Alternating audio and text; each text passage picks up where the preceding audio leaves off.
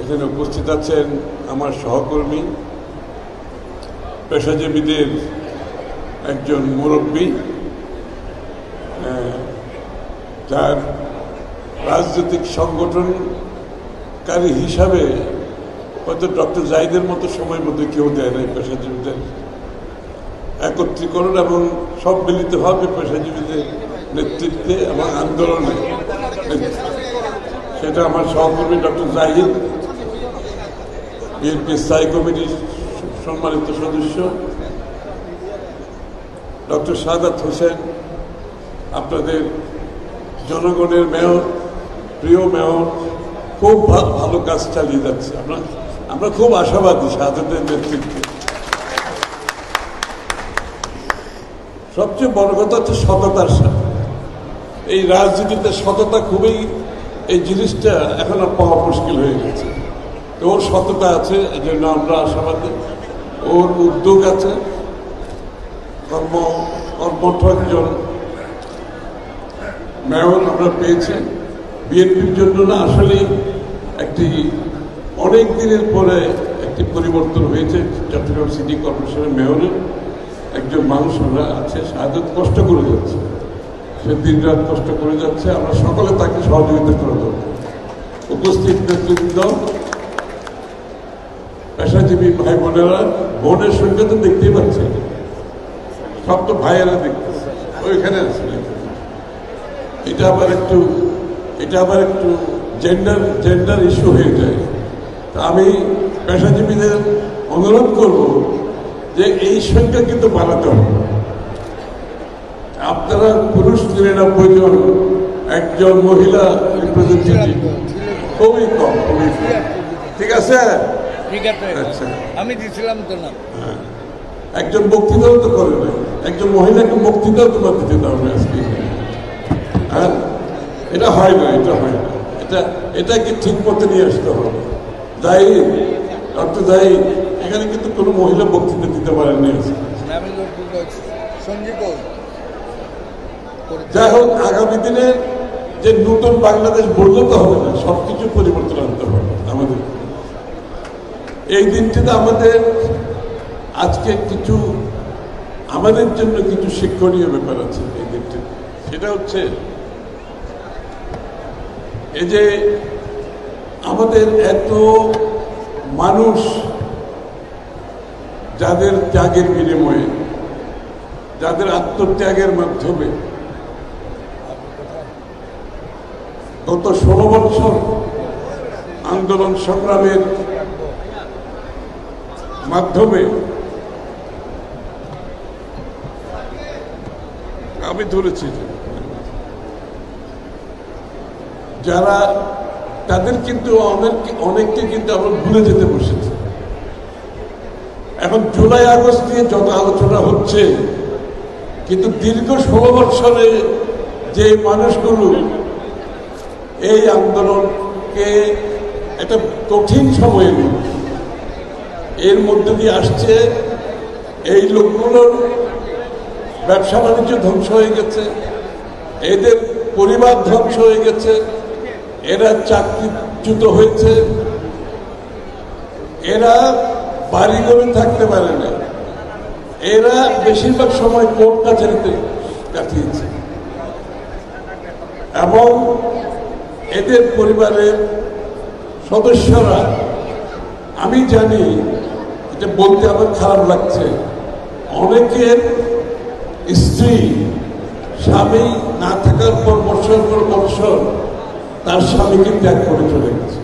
এরকম ঘটনা আছে, আমার জানা আছে। আমরা বোধহয় জুলাই আগস্ট নিয়ে আমাদের আগ্রহ উৎসাহ থাকতে হবে। এটা হচ্ছে সমাপ্তি সবসময় মানুষের মনে থাকে, কিন্তু এর আগে যারা কাজ করে সেটা মন থেকে ক্রমান্বয়ে চলে যায়। এই জন্য আমরা আজকে জুলাই বিপ্লবের কথা বলতে গিয়ে আমাকে পুরো 16 বছরের আন্দোলনের যে অবদান, যাদের অবদান শুরু হবে দেশনেত্রী বেগম খালেদা জিয়াকে দিয়ে। এই আন্দোলনের এক নম্বর ভূমিকা দেশনেত্রী বেগম খালেদা জিয়া। এটাও কিন্তু অনেকে বলতে ভুলে গেছে। আপনারা খেয়াল করবেন, আমরা জুলাই আগস্টের কথা বলতে বলতে কিন্তু যার সবচেয়ে বেশি অবদান, যার অলমোস্ট জীবনের বিনিময়ে বাংলাদেশের মানুষকে রাস্তায় নামাতে সক্ষম হয়েছে, ওনার জীবনের বিনিময়ে দেশনায়ক তারেক রহমান, জনাব তারেক রহমান সাহেব, তারও জীবনের বিনিময়। এবং সেখান থেকে জাতিকে বৎসরের পর বৎসর এই আন্দোলনকে ঐক্যবদ্ধ রাখতে সক্ষম হয়েছে। সেই কথাটাও কিন্তু এই জুলাই আলোচনায় খুব কম করে আসছে। আসলে আন্দোলনের নায়ক, আন্দোলনের মূল নায়ক হচ্ছে তারেক রহমান, এবং সবচেয়ে বেশি দিন আত্মত্যাগ সেটা হচ্ছে দেশনেত্রী বেগম খালেদা জিয়া। এটা দিয়ে শুরু করতে হবে বক্তৃতা, এটা দিয়ে শুরু করতে হবে, যাদের কারণে আজকে সে করতে বাধ্য হয়েছে। এই জুলাই আগস্টের আন্দোলন অত্যন্ত গুরুত্বপূর্ণ অবশ্যই, কিন্তু জুলাই আগস্টের আন্দোলনে শাহরুখ বলে গেছেন, ডক্টর জাহিদ সাহেব বলে গেছেন, জুলাই আগস্টের আন্দোলনে সেখানে সবচেয়ে বৃহত্তম, সবচেয়ে বেশি ভূমিকা বাংলাদেশ জাতীয়তাবাদী দল, বাংলাদেশ জাতীয়তাবাদী যুব দলের, শ্রমিক দলের, ছাত্র দলের, স্বেচ্ছাসেবক দলের, সমস্ত অঙ্গ সংগঠনে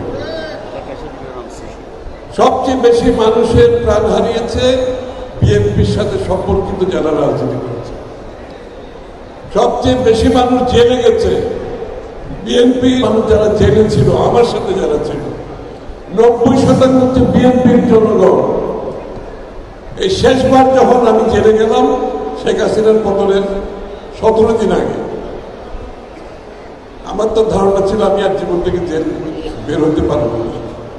পুলিশ হত্যা থেকে শুরু করে যত মামলা আমার বিরুদ্ধে দিয়েছে আর অন্যদের বিরুদ্ধেও দিয়েছে, এবার আমার ধারণা ছিল বাকি জীবন কিভাবে জেলে কাটাবো। সেখানে 10,000 মোট বন্দী হয়েছে, প্রায় 10,000-এর মতো। তার মধ্যে কমপক্ষ হলে 9,000 হচ্ছে বিএনপির নেতাকর্মী, আর 1,000-এর মধ্যে রিক্সাওয়ালা ভাই আছে, ঠেলাগাড়ি ভালো ভাই আছে, বিভিন্ন মানুষ আছে, শিক্ষার্থীরা আছে, বিভিন্ন ভাবে আছে জেলের ভিতরে। এদের কথা কেউ কিছু বলছে না। ওই জেলের ভিতরে চিকিৎসার অভাবে মৃত্যুবরণ করছে আমাদের সামনে, চিকিৎসা তাদেরকে দেয়নি। এবং জেলখানায় আমাদের সবচেয়ে বড় ভয় ছিল, আমাদের যদি শারীরিক বড় ধরনের কোনো অসুস্থতা হয় আমি চিকিৎসার অভাবে মারা যাব। ফখরুল ভাই, আমরা ডাক্তার দেখানোর জন্য, উচ্চ চিকিৎসার জন্য ইয়েতে যাওয়ার জন্য, ওটাকে এখন নাম কি হয়েছে বঙ্গবন্ধুতে, বঙ্গবন্ধুর নাম এখন কি,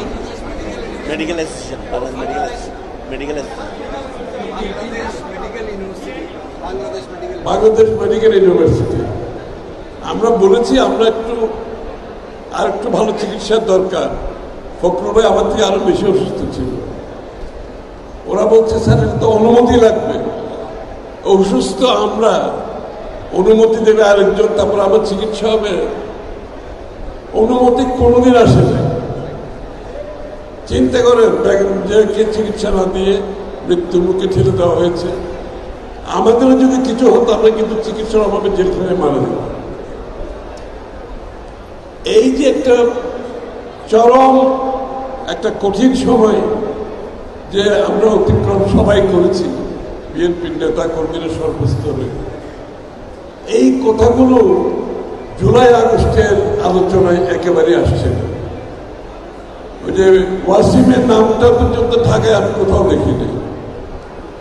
জুলাই আগস্টের এইসব আলোচনায় ওয়াসিমের নাম কোথাও নাই, কিন্তু যিনি প্রথম শাহাদত বরণ করলেন তার নাম নাই। কিন্তু যাক, এই কথাগুলো আমি এই জন্য, আমরা কিন্তু এটা নিয়ে কেন খুব বেশি বাড়াবাড়ি করি নাই, এটা নিয়ে প্রশ্নবিদ্ধ করি নাই একটা কারণে। এই বিপ্লব, এই আন্দোলনকে আমরা বিএনপির কৃতিত্ব হিসাবে দেখাতে চাই না। আমরা এটা সমস্ত জাতির সবাই একসাথে আন্দোলন করে যে পতন হয়েছে, আমরা সেটাকে সেইভাবে দেখাতে চেয়েছি। কৃতিত্বের দাবিদার যে বিএনপি সবচেয়ে বেশি, এই কথাটা কিন্তু আমরা কোনোদিন আজ পর্যন্ত তারেক রহমান সাহেব বলে নাই, আমরা বলিনি। একটাই কারণ, আন্দোলনকে দ্বিধা বিভক্তি আমরা করতে চাই না, আন্দোলন নিয়ে বিভাজন আমরা করতে চাই না। আমরা এই আন্দোলনকে বাংলাদেশের সকল মানুষের আন্দোলনের সফলতা হিসেবে দেখতে চেয়েছি। যেই কারণে বিএনপি এটা বাংলাদেশের 18 কোটি মানুষের আন্দোলন হিসেবে আমরা এটাকে আখ্যা দিয়েছি। অনেকটা শেখ হাসিনার তার মুক্তিযুদ্ধের কৃতিত্বের কথা আমার কাছে মনে পড়ে। মুক্তিযুদ্ধ করলো কারা, আর তার কৃতিত্ব দাবি করলো সারা জীবন শেখ হাসিনা। এটা তো একই চিন্তা হয়ে গেল না? বাংলাদেশের 30 লক্ষ মানুষ প্রাণ দিয়েছে,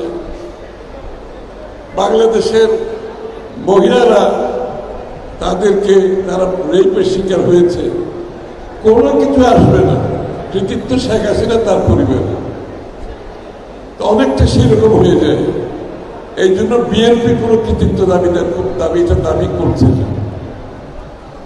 তবে রেকর্ডের জন্য কথাগুলো আমি এই জন্য বললাম, ফর রেকর্ডের জন্য এগুলো আমাদের নেতা কর্মীদের সর্বপর্যায়ে আমাদের জানতে হবে।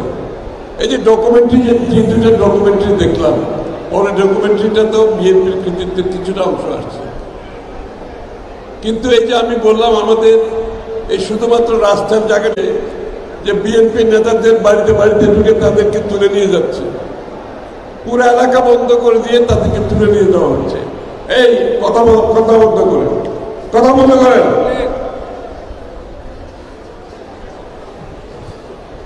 আমরা কি বিএনপির নেতা কর্মীরা কিভাবে যে প্রত্যেকদিন ইয়েতে যাচ্ছে, কোর্টে যাচ্ছে এবং তাদের বেল প্রত্যাখ্যান হচ্ছে, এগুলো আমরা আনতে পারি না। আমাদের নেতা কর্মীরা কতজন জেলে চিকিৎসার অভাবে মারা গেছে, আমাদের ডকুমেন্টারিতে আমরা আনতে পারি না। এবং জেলের মধ্যে ডিবির অফিসে আমাদের নেতা কর্মীরা আমার সামনে ওদেরকে তুলে নিয়ে যাচ্ছে, যখন আসতেছে ফেরত হাঁটতে পারছে না, কান্না করছে, এমন নির্যাতন করেছে আমার সামনে, আমি যখন ডিবি অফিসে তখন। এগুলো আমরা তো আনি নাই, ডকুমেন্টারিতে আনতে পারি নাই, কারণ এগুলো সবকিছু যোগ করে যদি ডকুমেন্টারি করি, তাহলে এটা নিয়ে আর প্রশ্নবিদ্ধ হওয়ার কোনো সুযোগ থাকবে না। এই কথাগুলো আমাদের বলতে হবে, জানতে হবে।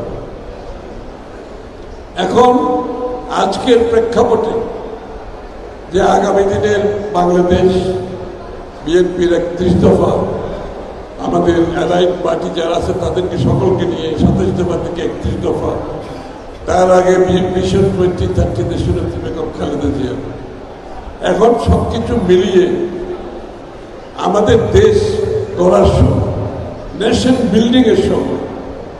এবং নেশন বিল্ডিং করতে গেলে একটি দল হিসাবে আমরা কি করবো, সেই কথাগুলো আমরা সামনে নিয়ে এসেছি। এতদিন শেখ হাসিনার পতনের ছিল আমাদের একমাত্র লক্ষ্য, মূল লক্ষ্য। এখন কিন্তু আমরা তারেক রহমান সাহেব যেটা করছে, আপনারা খেয়াল করবেন, উনি রাজনীতিতে সহনশীলতার কথা বলছেন। বাংলাদেশের রাজনৈতিক সংস্কৃতি বদলে দেওয়ার জন্য সহনশীলতার কথা বলছেন। উনি ভিন্ন মত পোষণ করেও অপরের মতকে সম্মান জানানোর কথা বলছেন। কারণ রাজনৈতিক সংস্কৃতি যদি পরিবর্তন না হয়, 100 সংস্কার করেও এই দেশের কোনো ভবিষ্যৎ নেই। রাজনৈতিক সংস্কার, রাজনৈতিক সংস্কৃতি পরিবর্তন করতে হবে। এই জন্য দেশ গড়তে হলেও রাজনীতিতে পরিবর্তন আনতে হবে।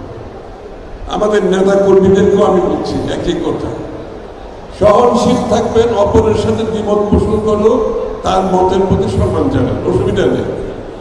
কারণ এখন আমাদেরকে দেশ করতে হবে, এখন যুদ্ধক্ষেত্রে নাই আমরা। যখন নির্বাচন শেষ হয়ে যাবে এই দেশটাকে তো করতে হবে। জিয়া রহমান সাহেব যেভাবে দেশ গড়েছেন, দেশের নেত্রী বেগম খালেদা জিয়া যেভাবে দেশ গড়েছে, তারেক রহমান সাহেব দেশ গড়ার জাতির সামনে তুলে ধরছে।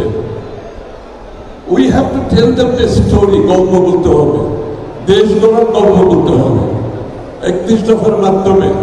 আগামীর বাংলাদেশে আমাদের তরুণদের ভূমিকা কি হবে, তাদের ভবিষ্যৎ কি হবে। আমরা 1 কোটি বাংলাদেশের মানুষের চাকরি সংস্থানের কথা বলছি 18 মাসে, প্রথম 18 মাসে। এটা অনেক একটি বিশাল একটা অ্যাম্বিশাস একটা কথা। অনেকে আমাকে জিজ্ঞেস করে, প্রশ্ন ভাই 18 মাসে কেমনি 1 কোটি লোকের চাকরি দেবেন আপনারা? আমরা এই কথাটা তো আমরা পলিটিক্যাল স্টেটমেন্ট হিসেবে বুঝি না। এই কথাটা বিশ্বাস করে অঙ্ক হিসাব কিতাব করে কোন সেক্টরে কত চাকরি হবে, দেশে কত হবে, বিদেশে কত হবে, আত্মকর্মসংস্থান কত হবে, কোন কোন সেক্টরে কত হবে, আমরা হিসাব কিতাব করে বের করেছি। এবং এইগুলোর জন্য যে পরিবর্তন আনবো, যে রাষ্ট্রীয় নীতিমালায়, সেই নীতিমালাও আমরা রেডি করেছি। কোথায় কি পরিবর্তন আনবো, এগুলো মুখের পলিটিক্যাল স্টেটমেন্ট না। এইগুলো তারেক রহমান সাহেব বিএনপির নীতি নির্ধারণকে নিয়ে এই কাজগুলো সমাপ্তি প্রায় করে ফেলেছে। এই স্বাস্থ্য খাতে কি হবে, ডক্টর জাহিদ সাহেবের নেতৃত্বে, এইটাও বিএনপির কাজ প্রায় শেষের দিকে। শিক্ষা খাতে কি হবে, আইটি সেক্টরে কি হবে, ইন্ডাস্ট্রিয়াল সেক্টরে কি হবে, কৃষিতে কি হবে, প্রত্যেকটি বিষয়ে পুঙ্খানুপুঙ্খানুরূপে আমাদের প্রস্তুতি চলছে, যাতে করে যদি জনগণ আমাদেরকে নির্বাচিত করে প্রথম দিন থেকে আমরা একসাথে যেতে পারি। ডে 1 থেকে আমরা 180 দিনের যে 1 কোটি চাকরির কথা বলেছি, এটা আমাদের কিন্তু হোমওয়ার্ক করে আমরা কথাগুলো বলেছি। এবং এই চাকরিগুলো করার জন্য যে সমস্ত এক্সপার্টিস দরকার, তারাও কিন্তু কাজ করছে বিএনপির সাথে। এখন দেশ করতে হবে তো, আপনি পলিটিক্যাল স্লোগান দিয়ে, পলিটিক্যাল রেটোরিক্স দিয়ে বেশি দিন রাজনীতি চলবে না। রাজনৈতিক সংস্কৃতিতে পরিবর্তন আনতে হবে। দেশ গড়ার জন্য আমাদেরকে প্রস্তুত থাকতে হবে, বিএনপির নেতা কর্মীদের প্রস্তুত থাকতে হবে, বাংলাদেশের কর্মচারী কর্মকর্তাদের প্রস্তুত থাকতে হবে, সর্বস্তরের মানুষকে সম্পৃক্ত করতে হবে। এই জিনিসগুলো মানুষের কাছে পৌঁছে দিতে হবে আমাদেরকে। এইটাই হবে যে একটা নির্বাচিত সরকারের নতুন বাংলাদেশ গড়ার যে চিন্তা, সেটা যে আমরা প্রতিফলিত করব, বাস্তবায়ন করব, এটা বাংলাদেশের মানুষকে আমাদের সঙ্গে পরিষ্কার করতে হবে। এবং আপনারা লক্ষ্য করবেন তারেক রহমান সাহেবের বক্তৃতায় কিন্তু উনি যতই বক্তৃতা দেন, উনি কিন্তু উন্নয়নের একটা আলাদা চ্যাপ্টার আছে বক্তৃতার সাথে। প্রত্যেকটি বক্তৃতার সাথে উন্নয়নের একটা চ্যাপ্টার আছে। কারণ এইটা ব্যতীত আগামী দিনের রাজনীতি হবে না। শেখ হাসিনা পলায়ন করার পরে বাংলাদেশের মানুষের মনোজগতে যে পরিবর্তন হয়েছে, যে আকাঙ্ক্ষা জেগেছে, সেটা যদি রাজনীতিবিদরা অনুধাবন না করে, রাজনৈতিক দল অনুধাবন না করে, সেই রাজনীতিকেরও কোনো ভবিষ্যৎ নাই, সেই রাজনৈতিক দলেরও কোনো ভবিষ্যৎ। এটা বিএনপি ধারণ করে আমাদের রাজনীতির দিকে আমরা এগিয়ে যাচ্ছি। মানুষের আকাঙ্ক্ষাকে, মানুষের আগামী ভবিষ্যতের ভাবনাকে আমরা ধারণ করে, বাংলাদেশের মানুষের চিন্তাকে ধারণ করে আমাদের আগামী দিনের রাজনীতি হবে সেই পথে। এবং সেই কাজগুলো বিএনপি করে যাচ্ছে। এবং আপনাদের সকলকে নিয়ে সেই কাজগুলো আমরা সফল করতে সফল হব আমি বিশ্বাস করি। সবাইকে ধন্যবাদ।